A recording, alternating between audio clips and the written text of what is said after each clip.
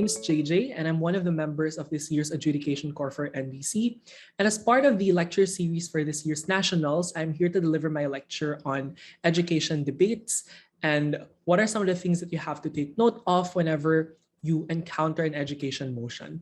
So just a few disclaimers before I start. Firstly, of course, this is not the be-all end-all of education debates. This is more of just an introductory approach. So whenever you encounter education motions, what are some of the things that you have to consider? What are some important ideas that you can integrate in your speech? Secondly, some of the examples that I might end up talking about are not going to apply to specific experiences that you might have with a school. So I would just like to flag up front that some of the examples I will be using are based on my personal experiences as a student and as a teacher. And also some of these things come from stories that I've heard from some of my friends who work in academic institutions. My third disclaimer, actually it's not a disclaimer, but something I just want to flag is that there might be some background noises just because the dogs can be loud. And this is actually my, 30th time recording this, and I've literally given up. So just in case there are any background noises, please don't pay attention to them that much. I'm going to try my best to be as clear as possible in this lecture that I will be making. So let's have a quick introduction. Just two things in this outline. First, we will be talking about the various functions of educational institutions. For this one, I am hoping that this will be helpful in terms of coming up with various justifications for specific actions that motions ask you to defend in a round. So I guess it would be quite helpful to have to tie back these specific actions that you're doing into the specific functions that educational institutions have towards the rest of society. If I'm not mistaken, I prepared 10 different functions of educational institutions, and we're going to talk about them in detail more in the next slides. The second part of this lecture will then discuss the different issues with educational institutions and how we can be able to use those issues in debates. Because I think one problem that debaters face, and I think this applies to all motions, is we just don't know what specific problem we have to fix, right? I'm pretty sure all of us have been in a situation where the first question we ask ourselves and our teammates is, what the hell is the problem that needed to be addressed? And I think that for some younger debaters, this might also be the case for education motions, despite education motions being relatively on the easier side of debate topics. I think it is still important that we introduce ourselves to the different issues in education motions. And I also attached certain motions for this part of the lecture, just so you will know that maybe if you encounter this specific type of motion, then the problems related to it that you must address are some of the problems that I will be introducing in a while. Okay, why did I specifically pick education motions for this lecture? The first reason is because education motions are really common, and I'm sure that most of us here have encountered education motions in one way or another. I mean, as a debater and as a judge, I've encountered education motions in almost all tournaments that I've joined.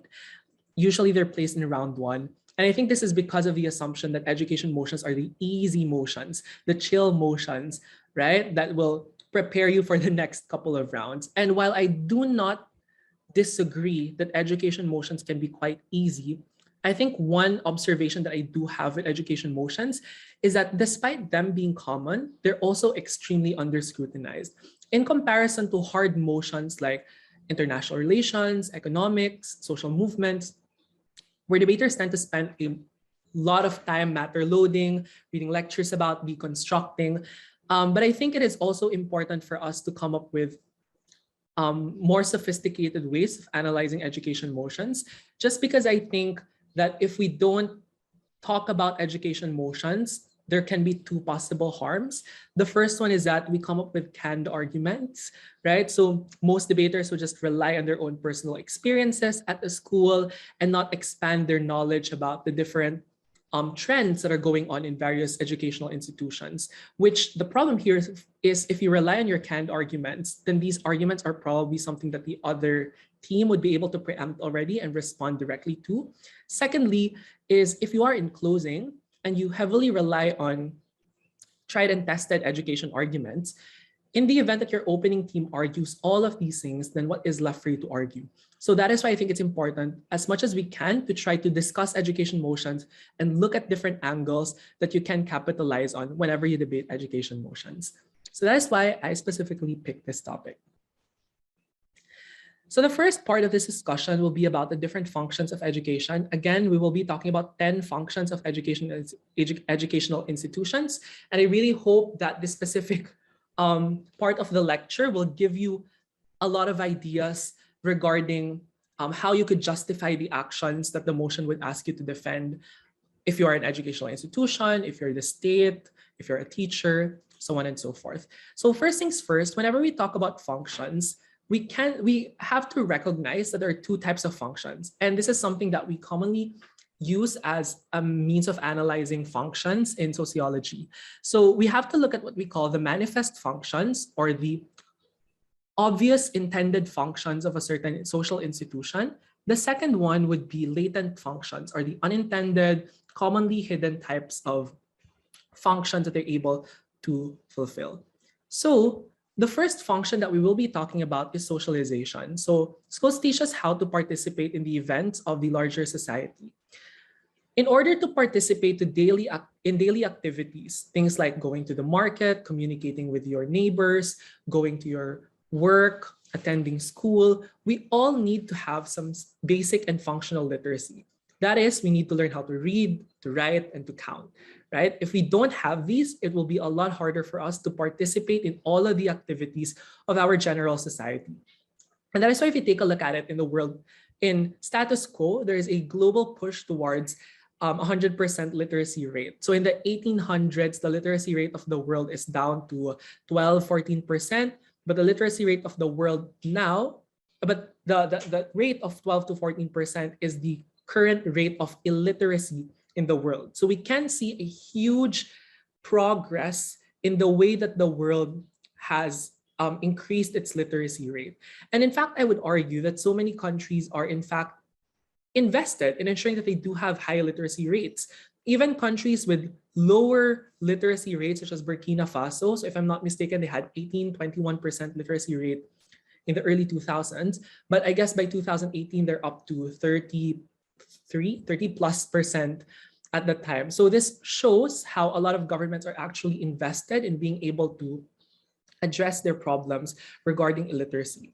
Additionally, we can see here that it is not just these basic and functional skills that we learn in school. We also learn things like social norms and societal values. So I guess most of us here can relate to the fact that, in elementary school, we are taught how to, like, what are the good qualities of a Filipino? What are the exceptional qualities that we have, that we are hospitable, that we're respectful to the elderly, that we are religious, that we are hardworking, etc., etc. And all of these communicate the types of expected identities, the types of values that we want individuals to be able to uphold. And I think one example for this would be values education in the Philippines. So I would remember in high school, we would discuss moral philosophies in class, and we would heavily criticize hedonism and utilitarianism just because they tend to justify things that Christian teachings might not necessarily approve of. And the reason why values education in the Philippines has a lot of Christian influences is because that is the dominant religious religion in the country. So despite other religious groups existing in the Philippines, just because it is the dominant one, makes it heavily reflected, even in values education, which supposedly must be a neutral values class anyway. The second one would be in terms of social integration. So schools are state institutions that foster social uniformity and harmony. I think, especially in countries where there are huge like a huge number of ethnic groups, of different ethnic groups, you have different languages present. So the Philippines, for example, as an archipelago, means that different groups of people develop their own cultures, develop their own identities separately from each other because of geographical factors that are definitely outside their control. And that is why in the Philippines, we have strong nationalism, like nationalist classes. So we teach individuals why we should pledge allegiance to the government or to the state or to the nation. We are taught the different, like we are taught that regardless of who we are, of where we come from, of our religion, the language that we speak, we are all part of an imagined community, right? All of these things are taught in an effort to create social uniformity and also in an effort to create that social cohesion in an otherwise divided and diverse community. This is also one of the major reasons why, as much as we can, we create shared identities. And that is why in elementary school in the Philippines, we learn things like what is the national fruit, or what is the national bird, or what is the national costume in the Philippines, national costume, national clothing in the Philippines, right? So all of these things are taught to us in an effort to make sure that we find ourselves sharing a similar identity. And this is also quite evident in language, right? There are two official languages in the Philippines. We have Filipino and English. And Filipino is more of like an amalgamation of different languages in the Philippines. And that is taught from elementary school and secondary school to make sure that the way that we speak, the way that we communicate is also something that is harmonized all across the country. Okay, so I just have a caveat here. While the end goals of social integration is good, social cohesion, making everyone united, we can say that not all efforts turned out great. So a case study you can use here are the residential schools in Canada. So what happened in the residential schools, I think this arose in the late 1800s to the early 1900s, was that a lot of Indigenous children were forcibly taken away from their homes and are placed in residential schools. Residential schools, they had to learn the mainstream language in Canada, which is French and English, at the expense of their own Indigenous modes of communicating with their communities, with their families and friends, right? And that is why for a lot of these kids, whenever they go back home, there will be a language gap. They couldn't communicate with their peers properly. They could not communicate properly with their parents because their parents do not speak the language that was taught to them. And because they were constantly exposed to speaking English and French, they also have a difficulty being able to communicate with their own families. And I think this is also one of the main factors why it became harder for them to report instances of abuse, the ones that happen inside these residential schools because of that language gap. Additionally, they were also taught like the dominant religious belief. So they were made to, I guess, adhere to a different religious belief than the ones that they have in their own communities, which I think meant that this one was an emotionally and mentally scarring experience for so many of these children, not being able to do anything about it. They were literally pressured, forced by educational authorities to subscribe to the things that they were trying to say. And all of this was because they wanted to integrate, to assimilate these people into mainstream Canadian society. And that is why the legacy of residential schools in Canada is one that is characterized by trauma, by torture, abuse, and a lot of Indigenous groups in Canada are actively campaigning for justice, especially for what they call the missing children, or the kids who were sent to residential schools but were never able to return back home because of all the abuses that they had to go through. Some of them eventually died in these residential schools. And in fact, in recent years, it was like there are a lot of investigations that were done, and then there were, unmarked graves that were eventually discovered in these residential schools. So that is the case for social integration. Again, remember, it can have like good intentions, but you also have to look at whether they were able to reach those outcomes, because despite the benevolent intentions, there could be some harms that were incurred because of them. So the next one, let's look at social placement. So social placement is another function of educational institutions. This one, it says that schools evaluate and prepare students for the real world. And there are multiple manifestations for this. The first one would be in terms of skills assessment. So we're not graded like when we submit an essay or when we dance in class or when we answer a test. It is not just skills assessment for its own sake or just because the teachers want additional work for their students, but rather skills assessment are a way for educational institutions to evaluate us in terms of our strengths and weaknesses. So if we submit an essay, for example, and we got a low score, then that probably signifies that we're not good at communication. We're not good at writing, okay? But in dance class, let's say you got the highest possible grade, then that probably means that you're good at dancing. That probably means that you're good at physical activities. And all of these are crucial because schools function in a way that they guide you towards the types of path that you ought to take, right? That sometimes it must correspond to the types of skills that you have as an individual. Additionally, we also see things like academic streaming. So whenever we pool kids in terms of their specialization, so the K to 12 system in the Philippines, where you can choose to opt for STEM or humanities and social sciences, general academic strand, technical vocational skills, so on and so forth. So you are technically allowed to pick a specific area that you want to specialize in as preparation for you as preparation for college, which is where you would actually specialize even further. And thirdly, we also have what we call career assessment exams. So here in the Philippines, we have the NCAE, which during my time, we had to take it during our third year in high school. And we use it as a guide. I mean, I didn't use it as a guide, but ideally you can use it as a guide for when you apply for universities, when you apply for universities in your final year in high school. So when you when you wanted to indicate your first, second, third choice of degree program, you can use it as a guide. So it basically tells you the things that you're good at, what specific career options probably match the types of skills that you have. So it will give all of those things to you in detail. So that is the function of career assessment exams. So schools do not just function in ways that teach you certain things in order to integrate you to the world or in order to allow you to participate in the activities in society, but also to make sure that you're well prepared for the real world.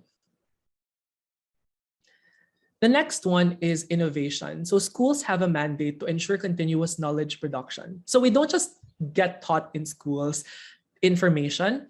We are actually a collaborative part in order to create knowledge as well. And there are a lot of different manifestations for this. Firstly, is in terms of published or perished culture in universities. We will be talking about this more in the problem section of this lecture. But the published or perished culture, simply put, is the culture or the norm existent in so many universities and higher educational institutions, which pressure a lot of faculty members to be able to come up with a research output and publish that research output in order for them to be able to maintain or advance their academic positions in that university. So this is one of the main motivations to ensure that faculty members are actively creating research or actively contributing something to their own disciplines. Secondly, you have research subjects in primary, secondary, and tertiary education. I would say this is actually quite prevalent. So for example, in primary school, we are taught the scientific method. We had to do experiments in science class. In secondary level, we had to learn the different parts of a research paper. We are taught how to cite articles properly. We are taught how to make a review of related literature. Additionally, we're taught statistics that we can use for all of these research ventures. We are sometimes tasked to make mini research outputs, and we're also encouraged to develop them further into a full-blown research paper that we can send to different research conventions or different competitions. And I think all of these are a way for them to heavily encourage students to create research, to create knowledge, and to make sure that this becomes an activity, or just to create that habit among students that they're actively participating in research activities. In tertiary education, linked to this one, the fact that almost all degree programs would require you to come up with an undergraduate thesis as a requirement for graduation. So you could not graduate. Even if you're at the top of your class, you have to make sure that you submit your thesis output. And the reason this is the case, in tertiary education, we're always taught that you have to read a lot of journal articles to make sure that you identify the gap, to make sure that you identify something new, for you to identify what your field needs to learn more on, so that you don't end up just reinventing the wheel and repeating all the existing research that had already been existing in the past. So I think this is one way in order to make sure that we expand the available body of knowledge that we have and that it does not become stagnant. Fourth, faculty members are encouraged to study abroad to learn from the ways of advanced countries. So for this one, I think this is a common trend. A lot of professors, a lot of teachers from some countries, they go to more advanced countries, they learn about their practices in terms of agriculture, in terms of engineering, in terms of social sciences. And then once they return to their countries after their um, stay in another country, they will then integrate it to the curriculum. They will then teach it to their students as a new knowledge to impart. Okay. And finally, we have what we call universities that engage in future proofing. So future proofing is basically a way in which we as a society are able to prepare ourselves or anticipate the possible harms of future catastrophes or future events. So some universities are actively engaging in research to make sure that we are well prepared for whatever might happen in the future. For example, COVID-19 was something that we are probably unprepared for. And that is why UPLB, I think, had plans in creating a zoonosis center to make sure that in case a similar pandemic happens in the future, a similar event to COVID-19 happens again in the future, at least we do have some information that prepares us for that so that it also does not happen in the future. Okay, so that's it for innovation. Okay, let's look at the next one, social control. So schools are state apparatuses to enforce control over citizens. There are multiple manifestations of this. The first one would be the premium placed on obedience. The fact that we're always told to obey our teachers, to follow instructions. And if you take a look at it, the more you deviate from the rules in a classroom, the rules of a school, you're more likely to face different sanctions. And all of this is because we are teaching kids to subsume themselves to authority figures, right?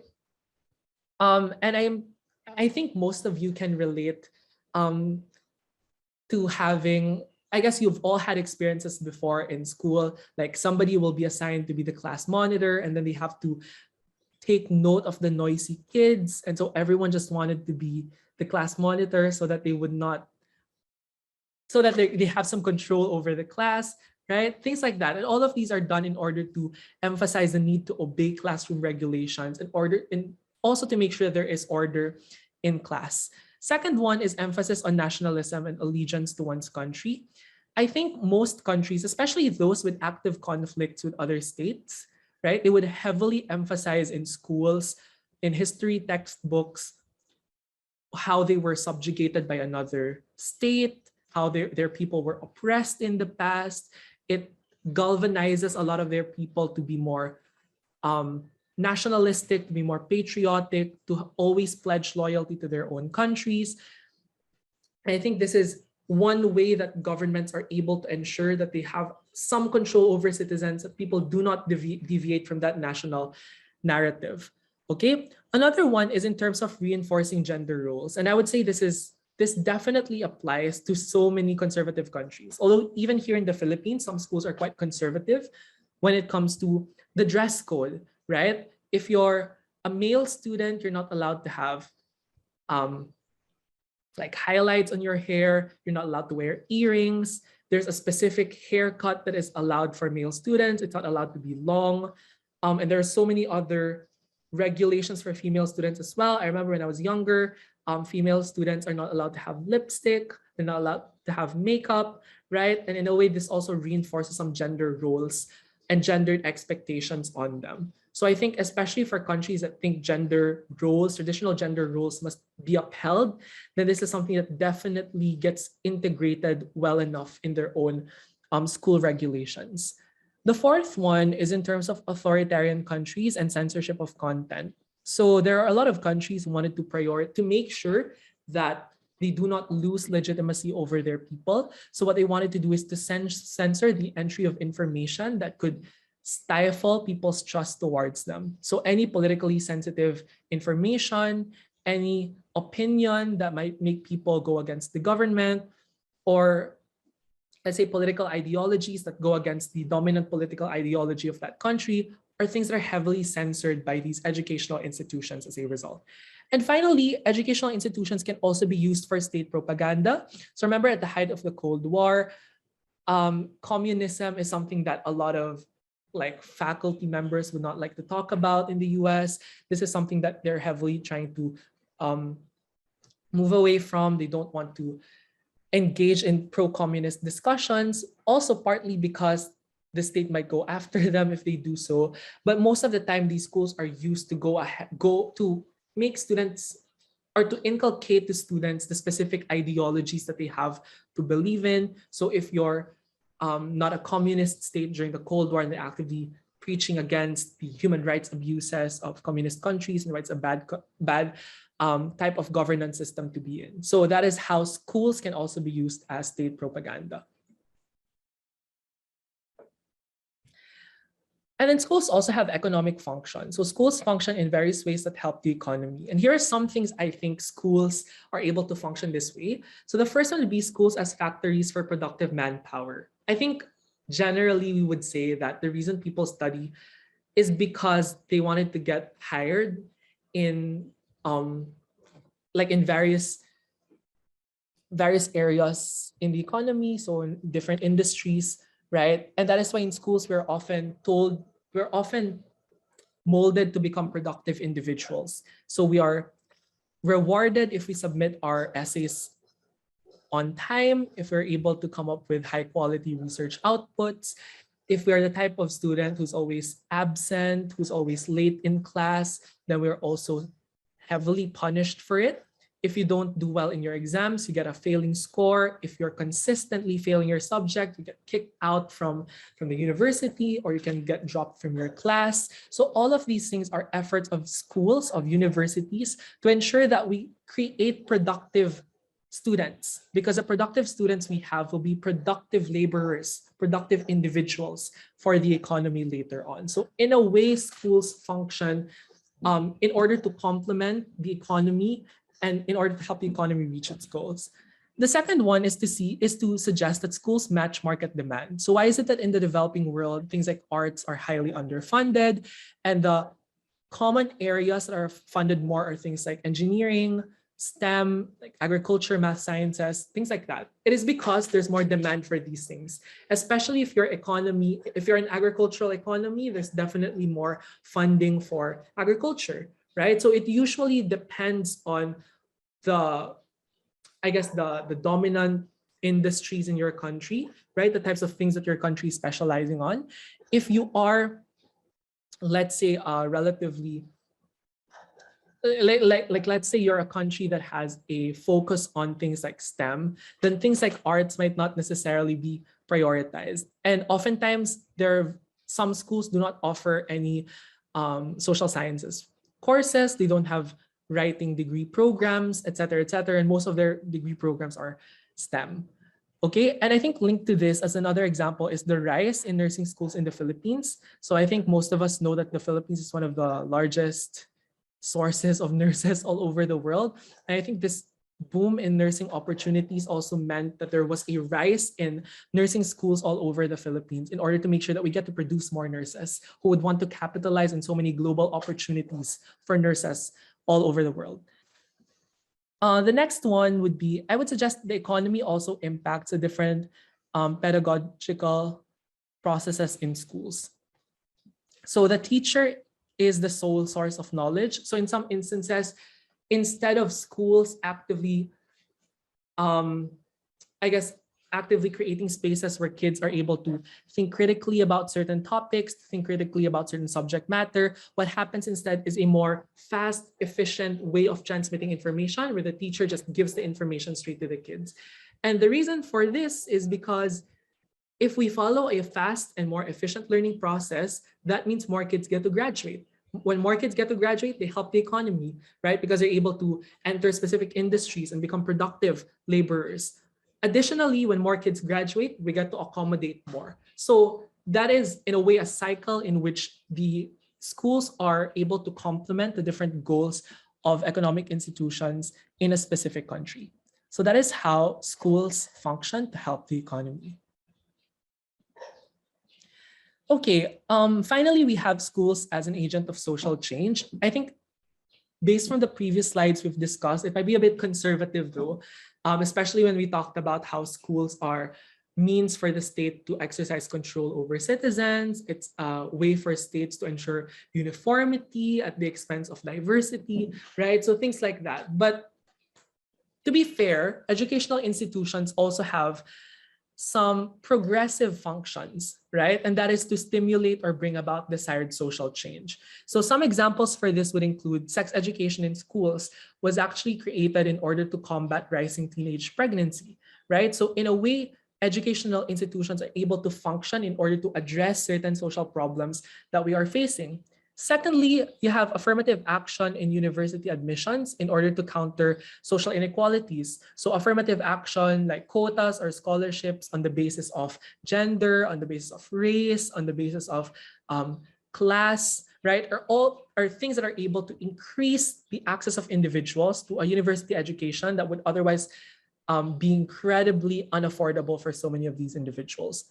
And lastly, you also have political and social movements led by the youth. So you have a lot of youth groups in universities that work with different disadvantaged communities like workers, farmers, fisher folks, women, LGBT, people with disabilities, etc., etc. So I think in a way, a lot of these universities are also breeding ground for progressive movements and instigating positive change. In fact, some studies would suggest that the more education, what do you call this? Like the longer time a person spends in the educational system. So let's say you have a university degree, so that suggests you spend a longer time studying, means that more like these people are more likely to be progressive than those who are not. This isn't to suggest that all people who don't have a college degree are never going to be progressive. Of course, it's not the case. But in terms of likelihoods, because you're more likely to be exposed to different ideas, you're more likely to be more able to engage in debates, et cetera, makes you more progressive and makes you want to support more progressive movements as a result. Okay, so here are other functions of universities. So the first one I would say is that they are important in terms of building networks. So the fact that we're able to join different student organizations such as debate or art or music or business allows us to build networks for when we finally graduate from college and go to the real world. Secondly, you also have fraternities and sororities for individuals to make connections, like for the rest of their lives, right? So that they have enough network of people that could help them in terms of their businesses, in terms of so many other things, right? And finally, you have political organizations. So those are members of youth groups, those are members of student councils, right? They get to form linkages with so many other bigger political organizations outside universities or other NGOs, et cetera, et cetera. Another thing would be in terms of identity formation. So all of us do have some beliefs before we enter university, but a lot of these things are, I guess, when you're already in college, it makes it easier for you to finally pick the ideology that you think best reflects the values that you have as an individual. In a way, your political ideologies become clearer, your stances on things become a lot easier for you to identify. Additionally, I think in terms of gender identity, so more people get to connect with who they are, get to express their identities freely. And in terms of your passion and interests, so some kids are able to learn about the things that they wanted to pursue the longer time they are in an educational setting. And as it progresses, they also find ways in order to make themselves better in that particular passion or interest. And finally, it's also an avenue for individuals to have to select their own partners, right? For a lot of people, they would say they met their partners in university, they've met their husbands or wives in universities. And I think this was one of the major motivations in the past, especially for some women in the 1800s, early 1900s, right? That they could find a suitable husband in university. And, presumably the person that they could find is also a rich person because they were able to afford university. So there you go. And this picture is from Titanic, right? When Rose's mom said, but the purpose of university is to find a suitable husband.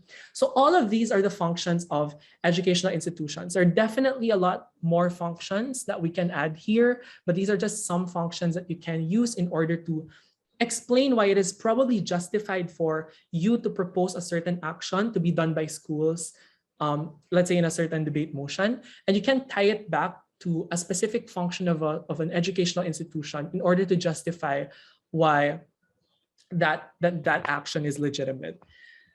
Just before I move on to the next part, I would just like to flag that while these are functions of educational institutions, we also have to recognize that educational institutions evolve. The functions also evolve over time. They're not absolute and not set in stone. So for example, in ancient Greece, a lot of these all students were male, right? And they go to school in order to be eloquent speakers, in order for them to develop their character. But if you take a look at it now, that's not how educational functions work all the time. We do have co-ed institutions, which I would say comprise the vast majority of schools all over the world. Additionally, we also have like other skills that you get to learn from school. Like you don't just learn how to be a good speaker, you don't just learn how to like build your character, you also learn important skills that will make you a good employee in the future, or a good employer in the future. So in terms of developing your skills and not just your character, it is something that schools are heavily emphasizing now. And just if we go back to this picture, of course, this is no longer the main motivation for people to go to universities. I mean, maybe for some it is, but for a lot of people, this is no longer the major motivation for them to want to go and study in a university. So this is basically it for the functions of educational institutions. Let's have a quick look at the different issues that educational institutions are facing. So for this part of the lecture, I hope that this will be helpful in terms of problematizing edu motions. Whenever you find yourself, wondering what specific problems to fix, I hope that the next few slides will help you do that. I have attached certain motions as well in these specific issues, so that at least when you encounter similar motions, you can already come up with different problems to address. So the first one would be inequality. Education can be inaccessible for a wide range of historically disadvantaged groups. So for gender minorities, especially women, studies show that 129 million children are not in schools right now. And of course, it's a problem because for a lot of these girls, when they don't get a university education, they're vulnerable to things like child marriage, to abuse, to poverty, right? Which are terrible conditions for any individual to be in. Secondly, would be for racial minorities. So again, statistics show that while there is a high graduation rate for Black individuals in high school, the graduation rate in university tends to go down in comparison to their white peers. And this is probably something to do with poverty, with the lack of access to educational opportunities, so on and so forth. The next one would be for poor people. So for a lot of poor people, it's just difficult to afford university education, especially for top universities like the Ivy League, where the cost of studying can be quite high. So I think this creates a difficult situation for so many individuals who do not have as much economic resources in order for them to get more credentials, for them to get more access to opportunities later on in life. And here I just want to connect another concept, which we call credentialism. So credentialism can refer to the constantly increasing minimum requirements for you to land a good job. So remember 50, 60 years ago, for a person in the US to get a good job, all they need was a high school diploma. But now, a bachelor's degree might not necessarily be enough. And that is why we've seen trends of individuals pursuing graduate studies. They get masters abroad, they get PhD abroad. And it's not just because they wanted to have specialization in that area, but rather because they think a lot of employers would heavily prioritize that additional degree and could give them a slight advantage over other competent applicants for a certain job position. So the problem here is that if the minimum requirements are ever increasing, but educational opportunities for some people remain stagnant, then it is highly likely that these upward social mobility of these individuals would not happen and that they will get stuck in positions of vulnerability that they are in now. So that is a problem that a lot of poor people are still facing today.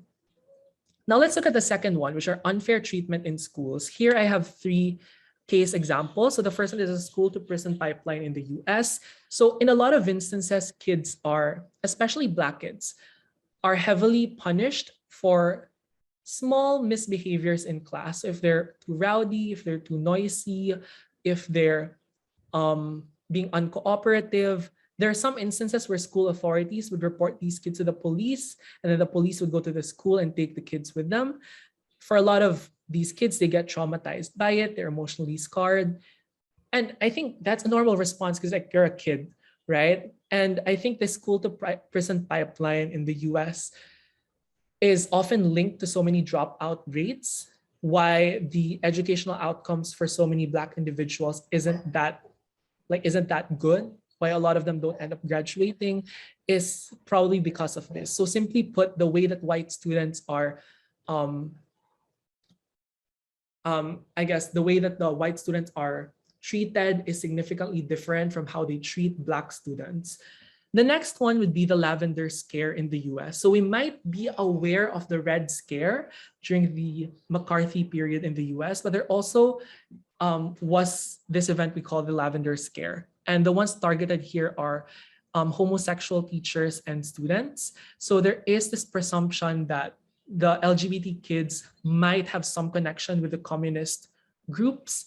And so there was a huge witch hunt for a lot of LGBT individuals at that time. So some of them, like some kids would report their effeminate teachers, some students would go against their LGBT peers, so on and so forth. And this was like a state policy to have to go after these individuals, which of course, I guess it made it harder for them to study because imagine you still have to think about your survival. You have to think about whether somebody's watching. You have to think about whether they're going to forcibly take you from your dormitory and put you in jail, right? So I think it's something that has made their learning experience like a lot more difficult compared to their peers. And so there was this Vox video about this. You can watch that. And it was heartbreaking because the man that was being interviewed was crying as he was telling the story. So it was sad. Yeah, and it was definitely traumatic. And I only learned about it from that Vox video. So yeah, you might want to watch that too. The next one would be gendered segregation in classrooms. So I guess the first thing in mind here is Afghanistan. So when Taliban was able to take control of the country again, one of the major proposals for universities is to have segregated classes for men and women, which definitely would put women at a disadvantage just because they don't have as much access to female professors in Afghanistan. And if that would be the case, then most of the professors would then end up teaching the male students, and then the female students will not be able to get the same educational attention, the same level of mentorship that their male counterparts would get. So here are sample motions regarding inequality. So at least when you see motions like these, you already know that the problem has something to do with inequality. So this house supports diversity quotas for university admissions. This house believes that universities should exclusively award scholarships and grants on the basis of financial need. And this house would create separate schools for LGBT students. Okay, we good with inequality. Let's go on to the next one, which is treatment of teachers. So there's a lot of different debates that could happen about teachers. I guess the first one would be how hiring should be done. Should it be done on the basis of knowledge, or should knowledge on subject matter, or their ability to teach? And I think one of the major reasons behind this debate is that there are a lot of students complaining that their teachers do not know how to teach, that their professors are not teaching them and are just giving them handouts for them to read and then participate in recitation and then exams, which a lot of students are saying they're not really learning from that. Additionally, they would say that some professors do not know how to give proper feedback, do not know how to grade properly. And that is why there's a debate. Should we then focus on like the smartest professor when we are hiring, or the professor who is smart but not the smartest, but probably has more knowledge about pedagogy, has more knowledge about how to teach people, right? So that's often the debate about this. The second one would be, how should we check and balance underperforming teachers? So there are debates about pegging salaries or academic tenure to student performance or to student evaluations. And when I talked to my friend about this, one of the comments we did have was to say that this could undermine the learning process. Because if this were the case, then there's a huge possibility for some professors, from some teachers to just pander to the kids, to make their classes extremely lenient, to make it super palatable. And if you take a look at it, university education also needs to challenge so many students, right? Because if you wanted to have a rigorous approach towards knowledge production, towards learning, it's definitely a crucial part of university education for students to be challenged. And that could be undermined by the fact that you're now under the whims, or your salaries, your academic tenure is going to be dependent on what your students think about you. And of course, there are also debates about student performance, sometimes not within your control. So like there are some students who are just not prioritizing their academics. Some have like things that they're going through, and these are things that are beyond the control of any educator. Okay, the next one, and then how would you clash this? Of course, you would say, you can probably run the argument that students are reasonable. They're not going to use this to blackmail their teachers. But at the same time, you can say this is an important check and balance, especially for those who just do not do their jobs well, especially for teachers who think they can always get away with it because they're smart and schools will not let go of them because they're amazing at their field. So when you give this power to students that is able to then check and balance those teachers who tend to be underperforming and who think they can always get away with their inability to teach. The next one would be the publish or perish culture, which I'll talk about in the next slide. But this one, some of the debates here would involve, should we abolish the publish or perish culture because some professors are unable to teach their students properly because they have to focus on their research ventures instead. And then we definitely have another angle, which is about overworked and underpaid teachers. So especially in the developing world, a lot of teachers are not paid well. They are given a lot of work to do, even administrative work are outsourced to teachers. Additionally, in terms of the ratio of students to teachers, it can be a bit disproportional. There are a lot of students that one teacher needs to handle. So sometimes there are teachers that handle 50 students per class, and then they have to handle 9 more classes for that day. So they have 450 students just for an entire day.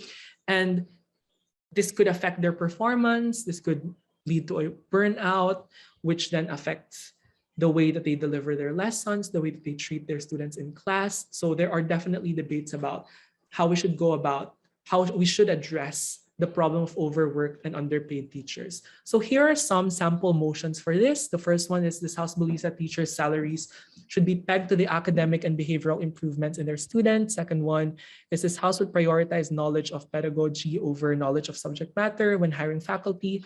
And finally, this House regrets the narrative that the main drive for teachers is their calling or a strong inner impulse towards a particular life path or purpose. So this one, the last motion, is very similar to motions like this House regrets the glorification of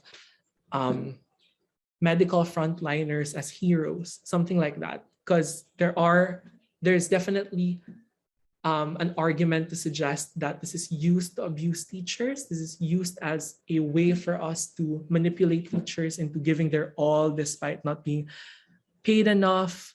And then there's another, then of course Opkin clashes by saying that, well, if they don't get paid enough, at least like it gives them meaning to some extent. So things like that. So this one is for the treatment of teachers.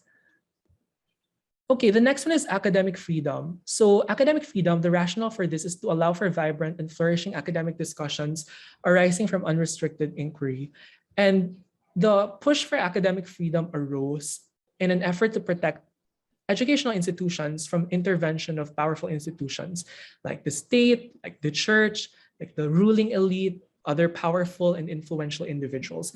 Because the main idea behind this is that we need an unrestricted mode of learning to make sure, as we talked about earlier, that we constantly allow knowledge to evolve, that it's constantly changing, that we constantly add to the body of knowledge.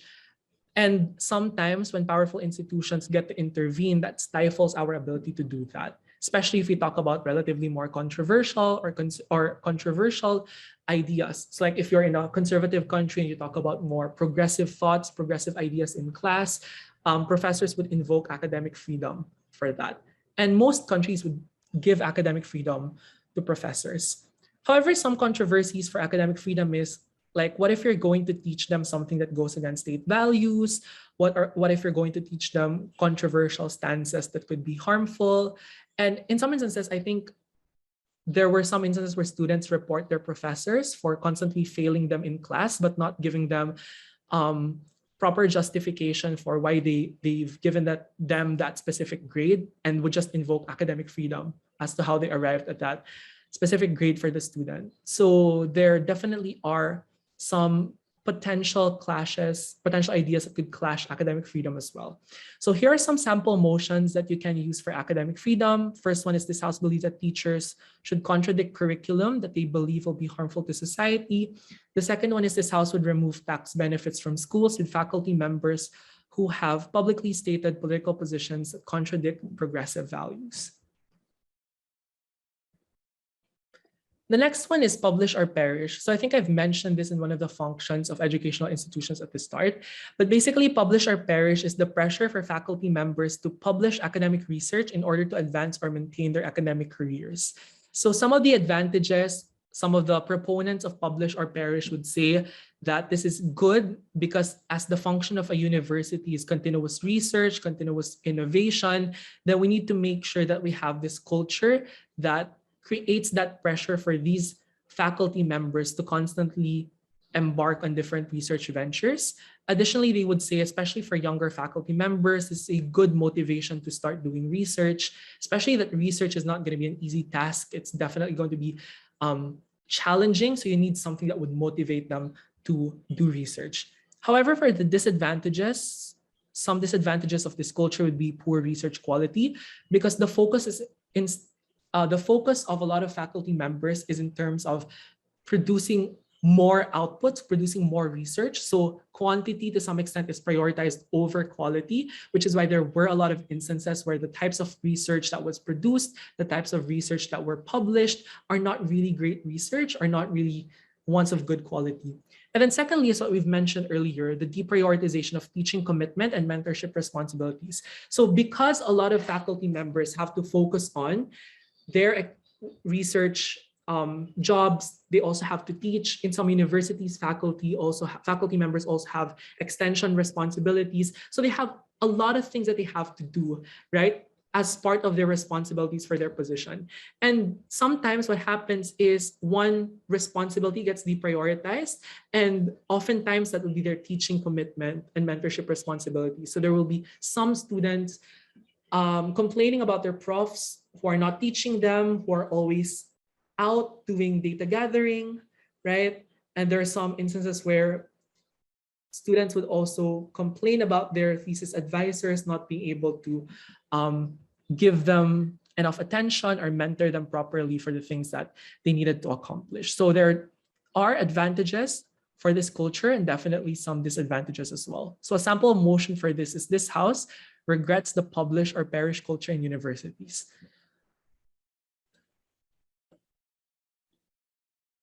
And finally, I think remote learning is also quite a common debate for education. So some of the common problems, so I think remote learning, discussions about remote learning were mainstream because of the COVID-19 pandemic, when everyone had to stay at home and conduct their classes online instead. So let's look at some of the common problems for this. One of the problems that people had for remote learning is in terms of access. So not everyone has access to smartphones, to devices, to the internet. Some of them would need to buy new gadgets, because pre-remote learning, they used to just share with their siblings. But now that they have the same class schedules, they then needed to have more than one device that they could use because they could not share. Also, in terms of internet connection, some areas do not have stable internet, some areas do not have stable electricity, case in point, my province. And some individuals also do not have good learning environment. So in terms of access to, let's say, a room, like your own personal room where you can have your classes, right? Sometimes these are things that are inaccessible for a lot of kids. The second one is in terms of school and home balance. So it becomes harder for students to identify, to draw boundaries between school and home, because both of these tasks are done at home. And that is why a lot of them feel burnt out. A lot of them feel as if they have too much tasks to accomplish. It's as if they could not escape from their school activities because they do it at home, and they obviously cannot leave home, especially during the pandemic. So that is why a lot of them end up losing school and home balance.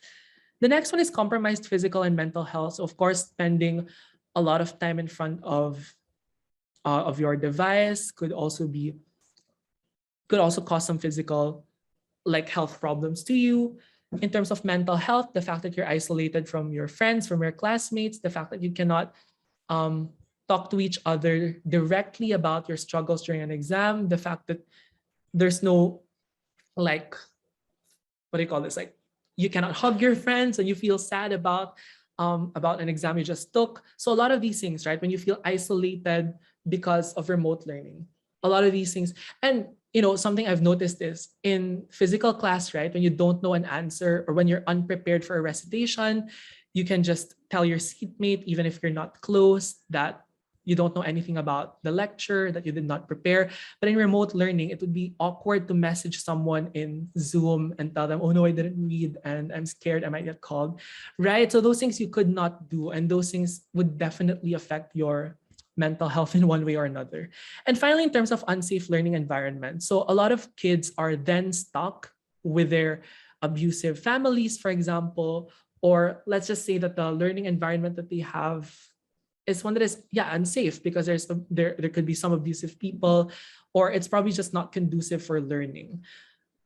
One example I could think of for this was that I think there were reports in that there was a surge in FGM in Somalia because schools were closed due to the COVID-19 pandemic.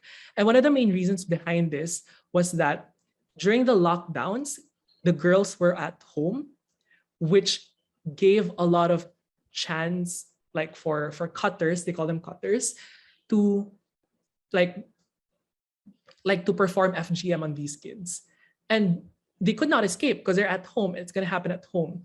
And when things were not done remotely, when they don't have remote learning, when schools were not closed, it would be hard to do that because for 9 hours a day, the kids are at school, right? So there's no opportunity to perform FGM. In some instances, it's easy for them to report to their teachers. It's easy for them to report to their guidance counselor, to healthcare workers in the school, right? And all of these opportunities were then taken away from so many young girls because a lot of them were forced to stay at home because schools were closed. So we can also think about those as disadvantages of remote learning.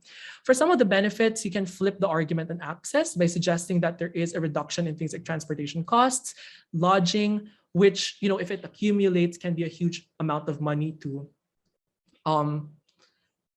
spend, right, for a lot of these different things. Additionally, you can also argue things like safety. So what you can argue here is for so many kids who, especially for minority kids who face bullying in schools on the basis of protected identities, then they can insulate themselves from those harms by being able to attend their classes online instead, which you can even go as far as arguing that this is a good thing because a lot of these kids who end up becoming bullied, sometimes they report to authorities, but sometimes authorities do not do anything about it. And as a result of this, it affects their learning process. It affects their ability to focus in class because they're afraid that the bully would come after them again. So things like that. And a lot of these things are heavily mitigated because kids are able to isolate themselves from people who might harm them.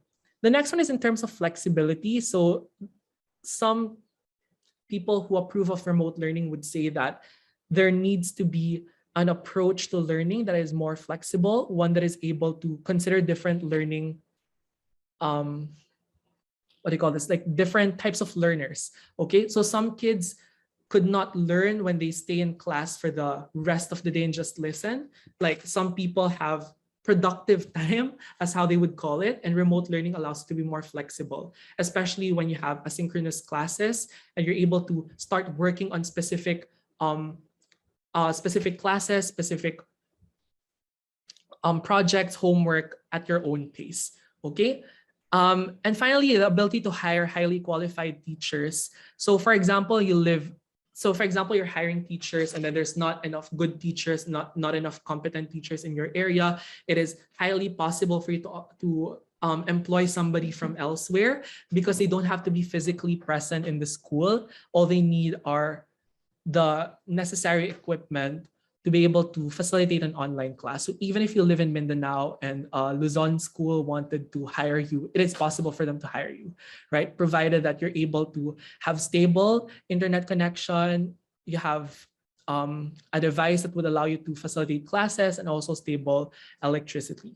So these are some problems or disadvantages and benefits that remote learning can pose to individuals. So the sample motion I have for this one is this how supports a permanent shift to online learning for tertiary education. So I hope these specific ideas would help you in these motions.